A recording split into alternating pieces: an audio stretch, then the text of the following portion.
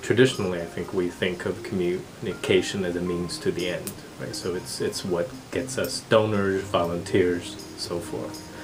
But I think it's the vision of this project that communication itself is a service to the community.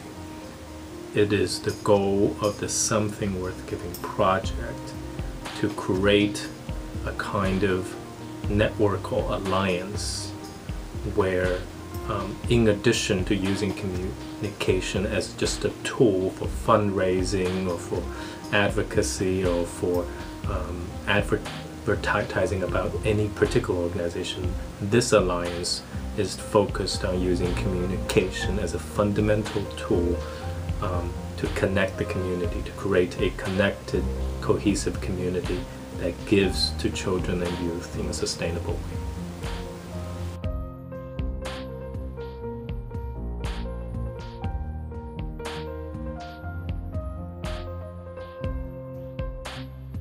The main mechanism for that community building is to improve how child and youth serving nonprofits and organizations communicate about children, about youth, but also on behalf of them.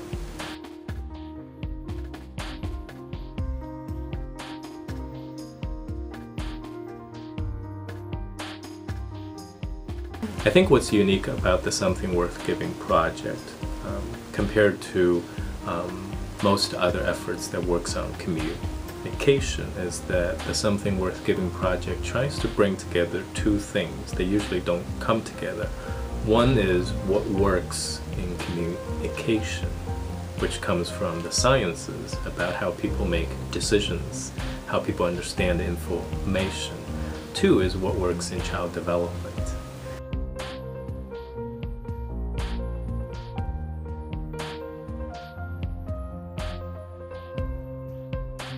When we looked into the communication field about teaching, what we realized is that much of the communication there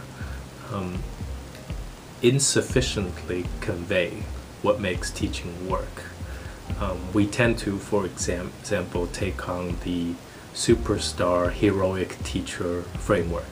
We tend to focus on these dramatic moments where a child's life, in one powerful conversation or confrontation gets turned around. You don't have to be a teacher, but if you were a parent, you understood that parenting consists of these small moments, not dramatic narratives and turning points, but everyday simple moments that connects the parent to the child, and likewise for the teacher.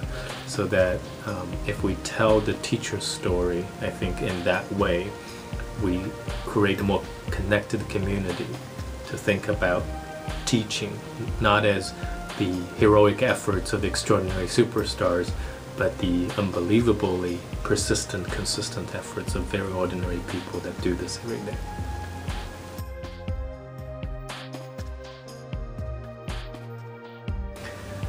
Based on our understanding of the research,